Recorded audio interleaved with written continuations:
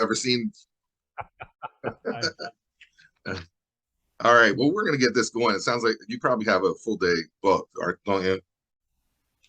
yeah, yeah, it's kind of a busy time. I just got back from vacation a couple of days ago with my wife, and no rest for the weary. Yeah. It's also you just had your birthday, so is that like a wrapped up birthday weekend? Yeah, yeah. That was part of it for sure. Um, but it was great. It's great. Did a Yeah, little recording up there and hung out and this, that, and the other thing. So it was cool.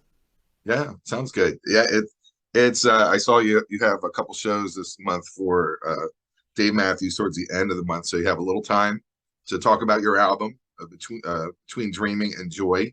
Yep. When I first heard this album, I guess we're starting the interview. Okay, Jeff Coffin, welcome to Something Came from Baltimore. Thank you, sir. Let's start this. When I heard this album, the very first time I heard it, I'm like, yes, I need to interview because this album was a little different than most of the jazz recordings that I'm hearing recently. It's very playful in some ways. It's very percussive and has a world music vibe. It's almost like Dave Matthews, if he wanted to record vocals on top of it, it'd be a really cool album of his. So you might want to recommend that. There you go. That's not a bad idea. The album's done, Dave. Just put some lyrics to it. It's fun. It's unfortunate. Like my last note I had was this is a summer record. This is something that would be great with the windows down, the blaring. It would be connected to summer. So this is summer sucked for a lot of people in America with it being so hot and so crazy, and Right. people couldn't travel because of expenses and flights being canceled everywhere. So maybe this will extend their summer in a good way, for Yeah, the maybe fall. maybe fall will now be like summer is supposed to be. So it'll be a fall record. Yeah. Fall is the new summer. Fall is the new summer. I like that. I like that. so, so I have questions, and then we'll get into the album. Sure. The I realize that you're 1 month older than me, but I look 10 years older than you. So I'm kind of curious. It's at that time, like when you're younger, you would compare people who are bald. They're like, hey, I'm getting bald. What do they look like being bald? So then you're like, when you get older, you're like, hey, they're my age. What do they look like? How are they like holding up? Are you into any no carb biohacking, sleep studies, intermittent fasting? Do you have any of that stuff going on? No. Not one thing. You're red meat. A little bit, not very much. I definitely try to watch what I eat, and I'm gonna have fried chicken for lunch though with a friend today. That sounds good. No, Okay. I mean, I think part of it, man, is that I live a very creative lifestyle, and I don't drink. I don't do any drugs whatsoever. I don't smoke. Um, Stopped drinking about 3 years ago. Like I have a little occasional taste of wine, but I mean, really nothing to speak of. And um, and nothing else, man. I mean, I try to watch what I eat. I try to stay active. I try to mentally stay active also, as well as physically. And um, so I think that's part of it, man. My wife is a little younger than I am also, and she keeps me young. She's very happy pretty much all of the time. And That helps. Hold it. You're a Leo. So what is she? What's her sign? pardon? What's her sign? You're a Leo. She is Taurus. Okay, that works. Yeah, yeah, A happy Taurus works. yeah, Um, no doubt. yeah, I mean, I actually think that anyone who's creative or who is tapping into that creative cell, um, it extends their life. And I feel that that is using the other part of the brain that's different than your normal day to day, and I think that's really healthy. Anyone who sings in a gospel choir or whatever, just the fact that you're getting all that air in your lungs and you're singing and it's joyful and stuff, you Right. just added 10 years. Like that's kind of Yeah. my opinion on stuff like that. Well, I think that being creative, it has its ups and downs. I mean, it has, most of us have imposter syndrome. Um, most of us are not satisfied with what we're doing, but at the same time, we're creating.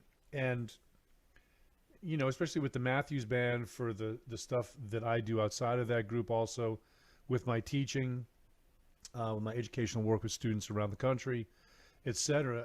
These are things that serve others, Hmm. and they bring joy to people, and they inspire me by doing that. And so I think that's part of it. I think that finding something that is in service of other people is a great way to kind of approach things. I always tell students, like, we're in a service industry as musicians. We serve the music first, the musicians we're playing with second, the audience third. So you're going to be at least fourth on that list. Mm. But by serving those others, you in turn get served. And then talking, like I did a clinic at NYU recently, and one of the students said, okay, well, how do we serve the music? And I was like, wow, what a brilliant, wonderful question. And so Hmm. that's where the clinic started, you know. There is Victor Wooten did an amazing piece, that music lesson, a spiritual search for growth through music, Hmm. in 2006. I think that should be in all school. Like, not Absolutely.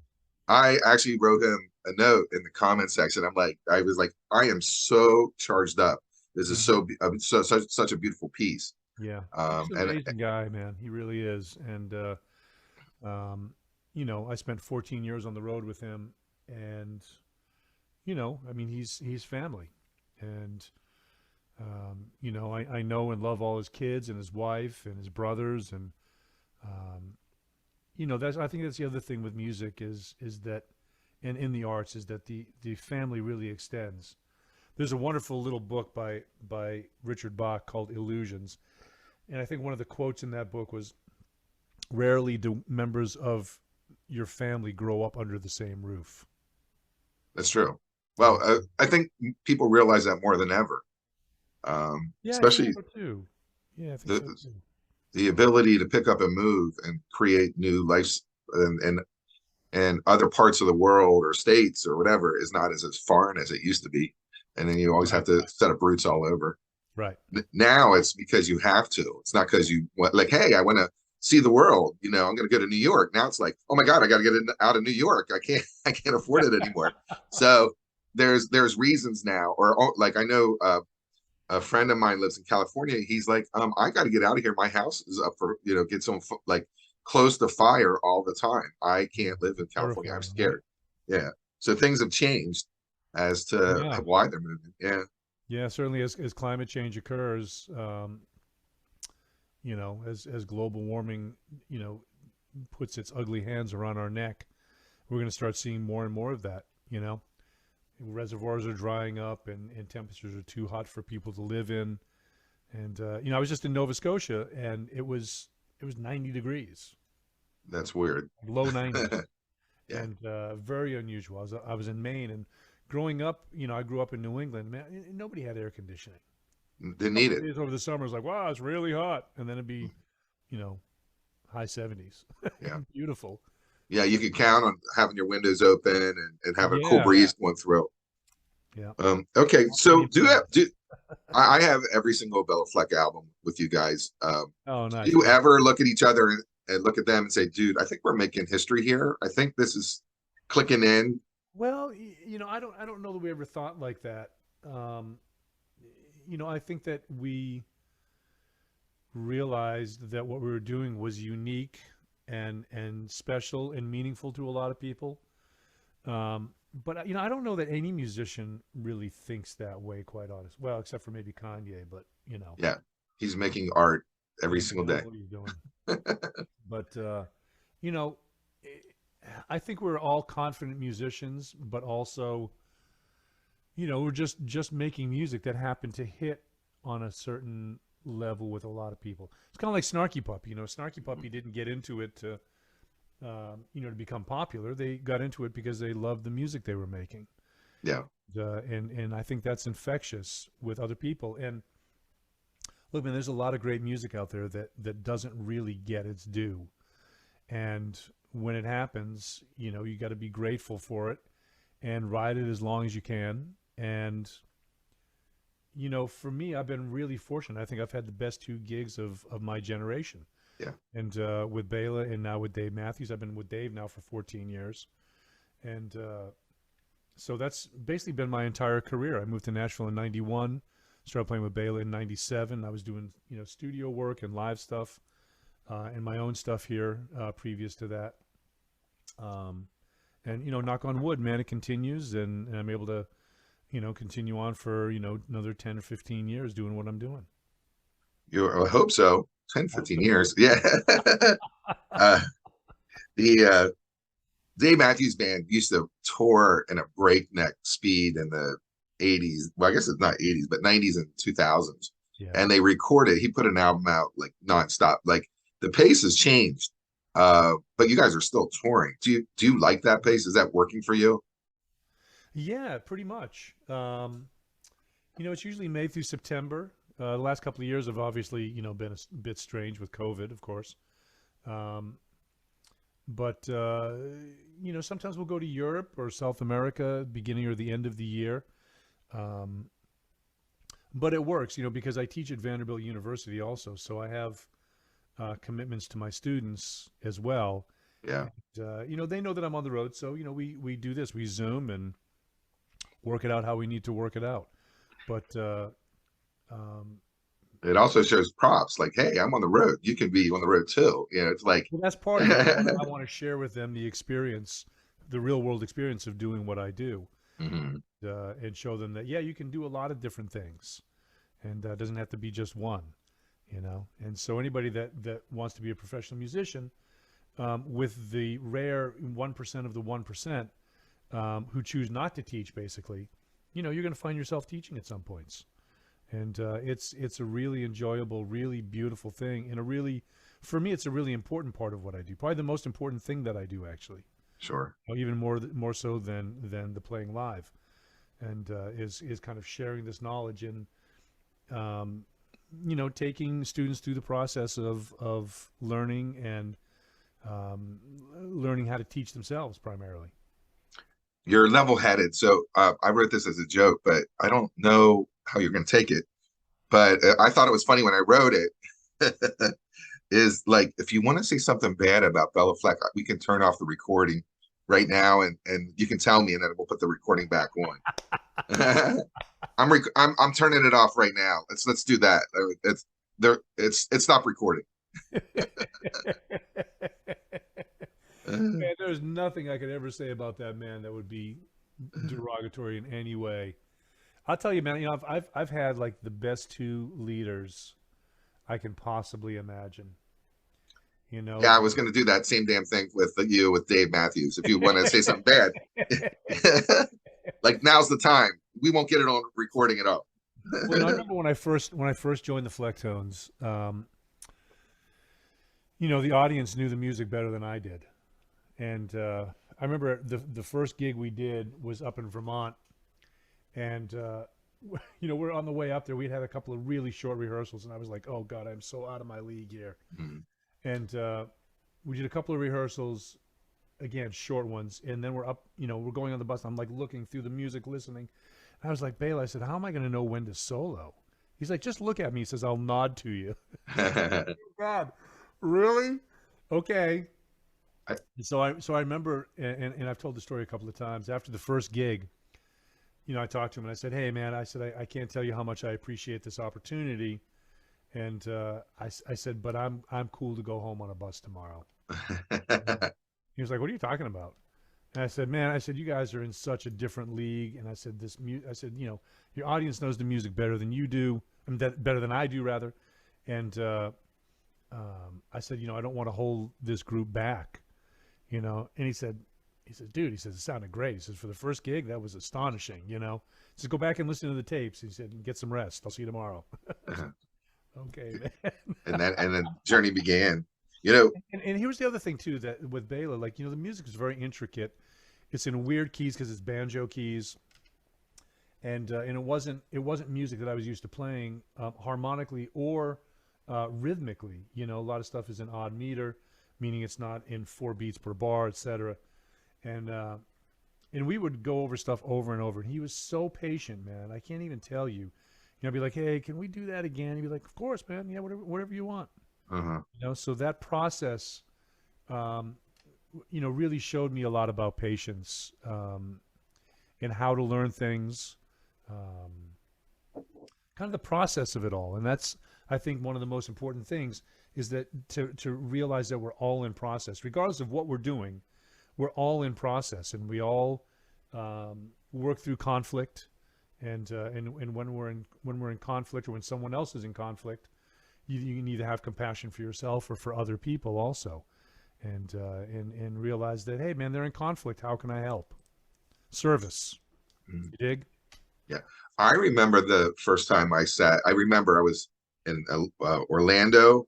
I was with my friend. We sat down. I think the one thing at Bella worked was the advent of CD players, because the CDs were new to us, and the sounds that were coming out of a CD of this magnitude was new to us. So we were kind of really blown away, and we knew that we had something unique here. And I think that the timing between like CDs, the creation of CDs, and the fact that this band came out that was completely different, I think it helped. I think it's stamped, high quality music, high quality sound, high fidelity. It worked. Yeah, yeah. I think you're probably right. Uh, It was the perfect storm. yeah, yeah, perfect timing. I never will forget that Steve Winwood Higher Love album, the uh, Back in the High Life Again. That was the pinnacle of well, I worked at a record store, and we played that damn album over and over and over. So it, it was too much. I can't take it anymore. All right. I do have a more jokey questions. Do you ever get called Scott from Anthrax? Yes. Oh, you get it all the time? Okay. Sometimes. Flea from Red Hot Chili Peppers? Never flee. Never Flea. A young Steve Swallow. Oh no, but that's interesting. Uh, he had a punky vibe in the 80s. You got to look at some of his pictures. He looked, Yeah. yeah, he was a rebel. Yeah. Playing. Man, Carla Bley is one of my very favorites. Her music, that trio, is just astonishing. I realized all these guys were bass players that kind of look like you. So that's Kind of weird, right? yeah, a little weird. Bass players have that look, a certain look. People So think we're I'm Vic sometimes, but I'm like, no, I'm not Victor Wooten. why? Okay, all right, all right. Well, who knows? That still compliment. Okay, we're gonna get into the record. The album's called Between Dreaming and Joy. The release date is August 26th. It's on the Ear Up Records. And I'm hearing things on this album, and I hope I'm able to like say, hey, I hear this, I hear that. Sure. Um, the Vinny the Cow. Okay, the first thing I wrote. This is the Vinny the Crow. The Vinny Crow. the Crow. Oh, Yeah. I have I'd cow. like to buy a consonant. Vinny, yeah, good job. I have Vinny the Cow sounds fun too. I like Vinny Vinny the the Cow. yeah, Vinny the Crow. Okay, I said to me in my mind, this is the now I'm nervous about speaking words. The Brecker Brothers, produced by Bill Laswell. That's what I'm like. This Yeah. is like Bill likes to throw some like um, some tribal beats into it. The Brecker Brothers is standard, Mm-hmm. and it pops off, and then DJ Logic just takes that song to another level. You sure It's does, man. it's a great song, and then you got the Wurlitzer back there, like that's like killing it too. Yeah. We're gonna play. Obviously, we're gonna play a segment of this song, but can you speak on that at all? Yeah. So this is the only co-write on the record. There's a friend of mine, Alex Clayton, who's a young drummer, lives in Philly now, and he was living in Nashville for a while, and we got to know each other. He wanted to do an interview with me while he was at Belmont University, and so I took him to lunch and we talked and just became really great friends, and so we're talking about, let's hang out, let's write a tune together. And so he was just kind of sitting down on the drums, and I came up with this melody. We recorded it, and just got the idea out. And then when it came time to record it, I got these guys in to record it. And DJ Logic is I've known Logic for a long time, and we've worked together numerous occasions and recorded. And I just thought, wow, he'd be great on this tune, and I wasn't wrong. No, He's, no. he just brings such an interesting vibe to it. rhythmically and sonically, and he never gets in the way, but he also leads, you know, and Exactly. um, so It, yeah, on this it, record, I played pretty much every instrument that I own, and because I was doing it all remotely, I could really take my time and go, oh, does this fit? Does this fit? And kind of go from there. was this a pandemic record, more or less, where you had the more Yeah, free time? definitely, definitely. It's The title track was the first tune I wrote during the pandemic. it's interesting how this is more of a uplifting, upbeat Yeah, album in a time of pandemic, but yeah. the title song Between Dreaming and Joy was my fourth song we'll talk about, but we'll skip it. All right. So you start off with that ice cream truck, which is awesome. I hear summertime, summertime, and the living is Oh, easy. interesting. Yeah. Yeah, and then I hear No Diggity. Hey oh, hey oh, hey oh, hey oh, like in there. And then you do a break where I hear Duke Ellington's E Street, East St. Louis, to do. Yeah, Interesting. I hear the Steely Dan version. I don't really hear the, Uh, the Duke Ellington one. But do you hear any of that stuff? no, I don't, but I love that you do. Yeah, and that cool. I love that it sparks a lot of these different things. Yeah, It's like that it's middle boo boo bo dee dee bo do bo bo do bo bo do da. yeah, That part to me it's unusual for me to write something like that in particular. Um, and it almost kind of like when I hear it, I'm like, oh, that's kind of like, and I don't mean to even speak my name with his name, but it's almost kind of like a Brian Wilson moment. Like I hear it and I'm like, oh, harmonically, it's got this kind of thing that you might hear in a Brian Wilson tune, yeah. you know. And It's very New I think he's a Orleans. genius. He's just unbelievable. It's very New Orleans like too. Like that's Yeah, like it's a got kind of a thing to it, and getting Marcus King on that tune was really beautiful. And he came over and recorded it here. Most of the stuff was done remotely, but he came over and we hung for the afternoon. And he's just such a brilliant musician, and what he brought to that tune is extraordinary. And got Jennifer Hartswick on vocals with me, and Stefan Lassard from Dave Matthews on bass, and Buddy Strong on B3, yeah. Carlock on drums, and it's like an embarrassment of riches, man. Quite honestly. Yeah, it's fun. Like when I started to listen to the album, I went, oh, it's kind of like in my mind, like when rap albums had samples, and I'm like, oh, that's that. Hmm. So for this song, this was like the bonanza of things that it sparked my imagination. Yeah. Uh, I got another one too. In the belly of the whale is in the background is Manteca from Dizzy Gillespie. Interesting. Well, that's the percussion, Bernardo Aguiar It's from fantastic. Brazil, and he put on I want to say it's like 23 tracks of percussion. Yeah, He's insane, and I've known him for years. He plays a lot with my buddy Carlos Malta with Pife Moderno, this fife and drum band out of Rio. Um, it's just extraordinary. I tell people it's like when I listened to his tracks, it was like if you pulled the earth apart and stuck your head in, that was what you would hear. okay. And it's just extraordinary what he brings to it, and it's so earthy. Chester Thompson on drums, Yeah, Felix Pastorius on bass. Now I will say this also that there's a little history in that too, whereas Jocko played with Chester in Weather Report also. And so this is the first and only time that Felix and Chester Thompson have ever played together, or have ever recorded together, rather. And so there's some history on that tune as well. And it's just the four of us on that. I'm playing bass, clarinet, alto flute, melodica, piccolo, clarinet, alto flute, hmm um, doing some shakers and some percussion also. Um, and man, Chester sounds so great.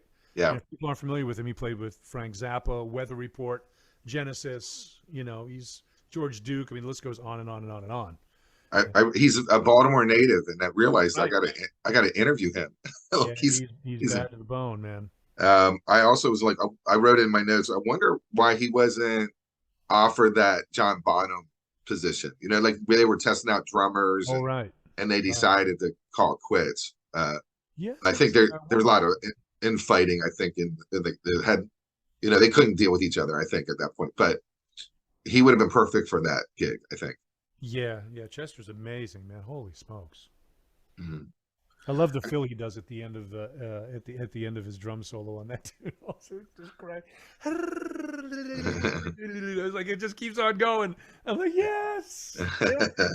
We're- well, we're definitely gonna play that piece, but I think we're gonna have to play a couple segments of it because Yeah, when he starts off his solo, I was like, oh, that's where I definitely want to play that segment. But now I'll do the end too. But it's a great song. yeah. Thank you.